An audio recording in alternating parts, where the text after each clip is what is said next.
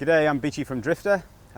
Today this is like episode 1 of our series on modified vehicles. So we get a lot of vehicles here at Drifta, probably between 15 and 20 vehicles every week, which we install with different draw systems.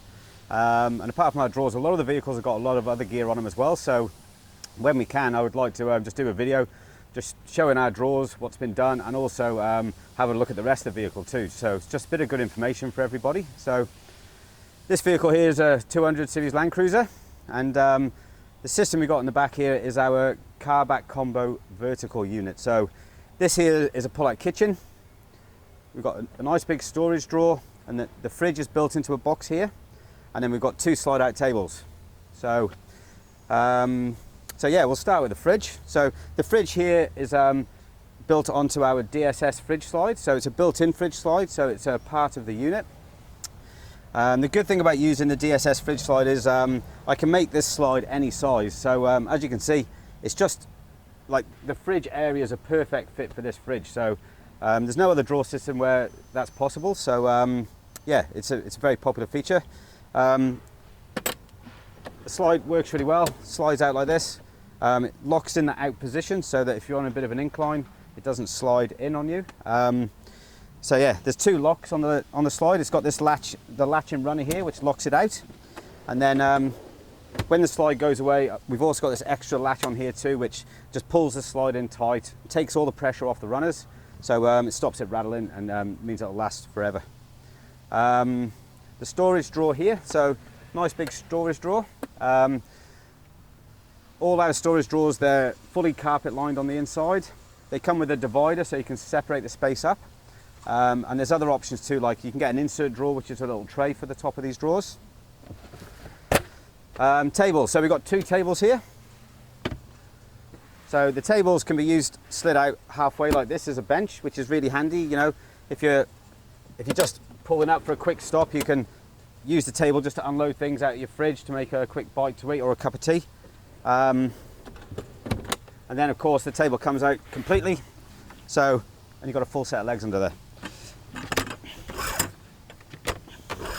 Okay, these legs are fully adjustable, so these legs are currently in the low position, so that's as low as the table goes, but the table will lift right up to about here somewhere. So the size of the table depends on what vehicle you've got and also what setup you have. So like say, because the size of this fridge is so big, the table takes up the rest of that space. And the same with the drawer also. The kitchen here, so the kitchen's just got one big long drawer, and inside that drawer we have a bit of a cutlery tray, and then it's just all open space for the rest of your gear. So the reason we use the single drawer kitchen is so that you can, you know, you can get to everything inside your kitchen without actually removing it, which is again handy for them quick stops. And then when you're setting up camp for the night, you just slide the kitchen out, and then you drop the legs. So you drop the one set, carry the kitchen to wherever you're going to set it up, and then you drop the second set there. So again, the kitchen's fully adjustable in height. I think, yeah, that's pretty much as low as the kitchen goes, and you can lift it up to about here should you wish. The kitchen has a fold-out bench like this, and then this leg here is the little end leg which supports the kitchen. All right, so gives you a nice big worktop area. So yeah, plenty of space to prepare food, especially handy if you're like me and you like a lot of space to make a big mess. You can get a little hand pump for the kitchen if you like, so there's just a hole in the lid and you can put the hand pump in, drop it into your pipe into a jerry can full of water, and yeah, it's like a home from home. Alrighty, so with regards to the rest of the fit out, yeah, just like to get Brad who can come and show you the rest of what's involved here.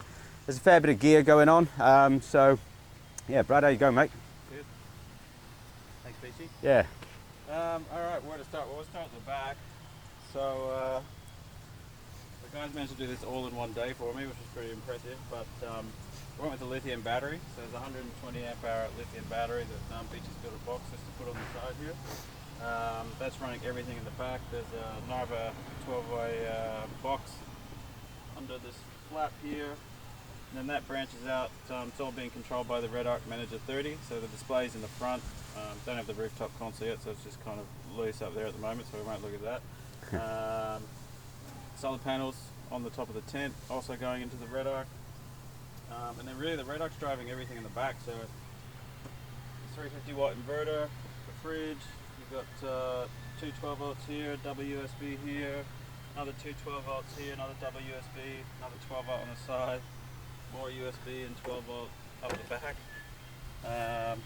So really my goal with this, I've just really kind of downgraded from camper trailer and was trying to turn this truck into ultimately a quasi camper. Yep. So for that I needed the solar, wanted the water. Oh yeah, we've got the water tank. There's a 35 litre water tank behind the drawers. Yeah, we'll have a look at that. We'll show that after. All the power. I mean, it's really self-sufficient now. Power, water. With this 12 volt here, Brad bought his vehicle here yesterday morning, 8 o'clock. So we installed the drawers, a cargo barrier, which we'll look at in a moment, with the water tank, and there's a whole heap of gear down here. There's like big lithium battery. How many? 120 amp hour. 120 amp hour battery, all tucked in the side.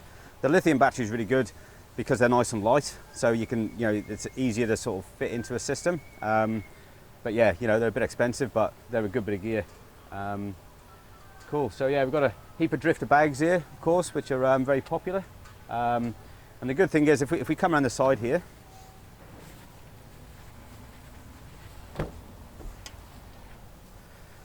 so in the back here, you can see we've got one of Drifta's half-height cargo barriers in here. So the barriers, as you can see, like pretty essential with a setup like this because it holds all that gear in place. So if you're driving down the road and you have to hang on the brakes pretty quick, then the barrier just stops all that gear flying forward. So yeah, any heavy gear you tend to store behind the barrier, of course, because then it's in a safe position should anything happen. We've also got a built-in water tank in this system here. So it's a 35 litre poly tank, and it just gravity feeds out through the door here. Okay, so as you can see, the water comes out, at a good rate. So there's no need for a pump on there. People often ask me about 12 volt pumps, but you can add a pump should you wish. But to be honest, we don't really think it's necessary. So save extra wiring and issues like that. So yeah, so the tank's all built in there. All right, Brad. So what else we got going on, mate? Started with the hard shell kind of rooftop tent because you can use that as a base for the awning. It's a 270-degree awning. It's all from Alucab. You've got the ensuite on the other side that pulls out for the shower. And then I'll just plug the guys up in Ipswich who did it. So it was Heist Overland. Really tidy job on the solar panels. They're super thin. I think they're called the ultra thin solar panels or something. But the two of them up there, you can fit 3. But they're 110 watts each. So I've got 220 watts of solar that's kind of permanently connected to the red arc. And the wiring just comes out the back of the tent here. So this one's solar, and this one's actually power for the tent. So in the tent there's a 12 volt fan, there's USB ports, there's everything you need up in the tent as well. Yep. And the solar just comes down here, into the truck here, in across here, underneath the roof lining, and then back down up through the side and into the red arc manager. Did we show the manager? Where you guys have put it? No. We should probably show that because this is pretty tidy as well.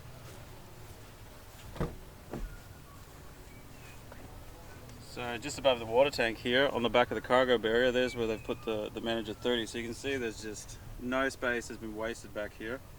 And I really wanted the manager, one for the solar, obviously the DC-DC, but so you can plug it in. And my favorite part about it is you can see the display, you can see what's actually going on with your battery, amps in, amps out, solar in, solar out, all that kind of stuff. So yeah, I was really stoked that we managed to actually get it all in, to be honest.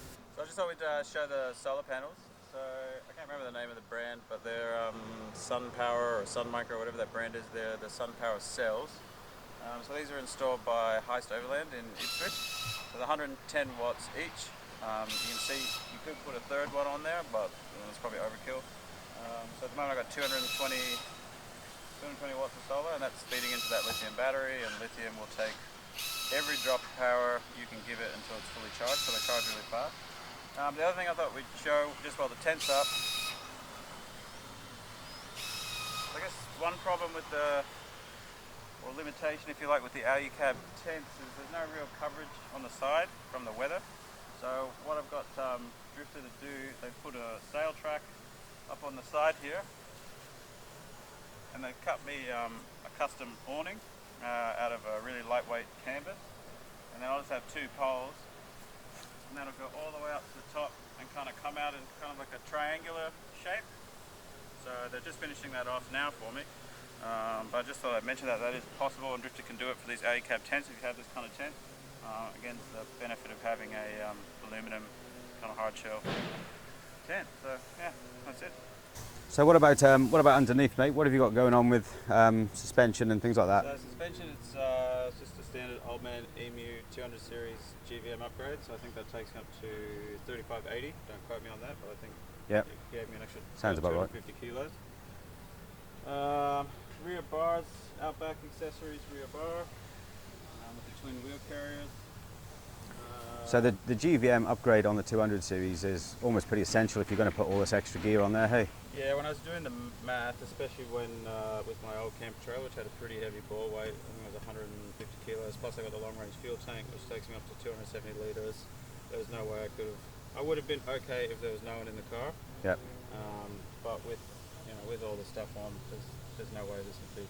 That's right, yeah, the standard GVM on the 200 series you've got to be really careful of because it's easy to max it out without even realising. They're really heavy.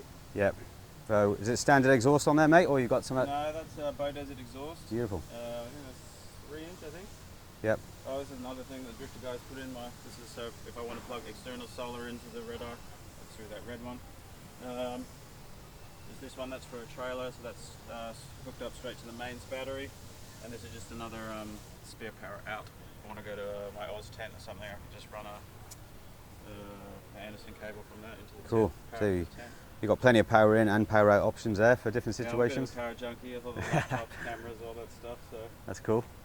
All right then, what about in the cab there? I see you've got a fair bit going on, mate. So we just did a 6-month trip around Australia actually. So for me, we just had a new baby. We took a 1-year-old. So for me, it was pretty important to have communications, just in case of any emergency. So on the front, there's 3 antennas. One's just your standard 2-way radio. The little round one on the front, that's satellite. So for a sat phone, that's the antenna for a sat phone. So you can keep it in the car, but still have good coverage. Oh yeah. Because you've got to be connected straight to you got to have line of sight to the satellites. And then this other one here, which was pretty new at the time, it's called Selfie Go, which is a cellular booster. Be mobile. Yeah, so they were illegal for the longest time, but this company on Telstra has got clearance, and so there's a little device underneath the dash. That's the antenna. I just got a switch to flick it on and off, but it'll boost 4G, 3G, and really, if there is any signal out there, that antenna will find it, and it will boost you by probably around 20-25 dB, which is quite a big boost. Actually. Yeah, I think Luke and Jake have got that on their vehicles too. Yeah. Yeah, because it's only been out for I think maybe 9 months now. Yeah, these guys don't miss a beat, mate. They're always there. So, all right. And what about under the hood, mate? Is Oh yeah, it's a bit messy under here. Yeah, probably a lot of gear under there. Yeah. So some of this came with the car. A lot of it got done when I was travelling by a guy in Perth named Alan, who's got a business called Toyo Tune. So he's a bit of a legend. He did my engine tuning, my transmission remap, my lockup kit. He did my control arms, he did pan high rod, a bunch of stuff for me. A bunch of stuff that I didn't think I needed until I rocked up there, thinking I was just going to spend $700 and then I had a massive invoice from Alan. Yeah, sounds about right. This is just the original dual auxiliary battery, didn't bother changing it. The yellow top. Yeah, because it's only 45 amp hours, so it was really struggling running everything in the back. Yeah. But just cost-wise, I just left it there for now, and it's really only running a few things in the front and that self-high booster. So it's pretty obvious, like the 200 series, there's not a lot of spare space under the bonnet at all. So you've got the 2 cranking batteries. You squeeze the yellow top auxiliary battery here, so that's why we've got the extra 120 amp hour lithium battery in the back, so just plenty of power. You've got your red arc DC here. So this is actually, I bought this car second hand, this setup, so this is the wrong place to put this DC charger. It doesn't get enough airflow, so when you're up north, it basically just cuts out. I think the manual says if it gets up to 60 degrees Celsius, it just cuts out. That's good to know, hey. So they're supposed to be, I talked to a guy up in Catherine, and he's like, yeah, you're supposed to mount them. They fabricate a bracket and mounts it under here somewhere so you get the airflow, because I thought my battery was stuffed when we were in the Kakadu, but it was just too hot, so it just kept cutting out. So that's don't mount your DC up here. Good advice for anyone. So yeah, this is the sat phone antenna, and this is the cell phone booster. Yep. And so Cool. I've got a setup here where I can just pop these cables. So there's an internal antenna as well. Yep. So, but if I want to get signal at night in a tent, I've got an extension lead and I can just undo this one, Ah, run a cable up to the tent or the camper trailer or whatever. Cool. So you've got that signal in there. And same thing if I want to, I've got another external antenna, a bigger one, that's directional, so I can put it up on a pool pole. yep. I mean, I don't really do that anymore because I found there's a lot of extra stuff to carry for not that much return, but definitely the internal antenna, moving that around, I do that all the Yeah. time. So you've obviously put a lot of thought into what you've got here. You know, there's a lot of things that I haven't seen before, and yeah, she's looking good. So you got some ARB LED Yeah, driving they came lights. with the car. Oh, yeah. So did the front bar. I put the winch in. Yep. But no, they're great actually, those lights. I did have a light bar on my last vehicle, but I still got it, but I haven't really felt the need to put it on. Nah, that's cool. So I just keep those on. But no, just a lot of trial and error really. Like I've had Yep. probably the third big four drive build I've done. So you just learn by trying and doing and Yep. spending a lot of money and then And getting tips of other people. getting tips So of other people, exactly. So yeah, that's why I thought we'd try and put a few videos together every now and again. So yeah, you know, next time we get a vehicle with a lot of extra gear on it here at Drifta, yeah, we'll try and do a few videos and get them posted up for people to see. Just want to thank Brad for his time. So good on you, mate. Thanks very much. Yeah, you guys have been good hosts. I squatted here last night at campsite 1. Yeah, that's it. So yeah, all right, guys. Thanks very much. Cheers, guys.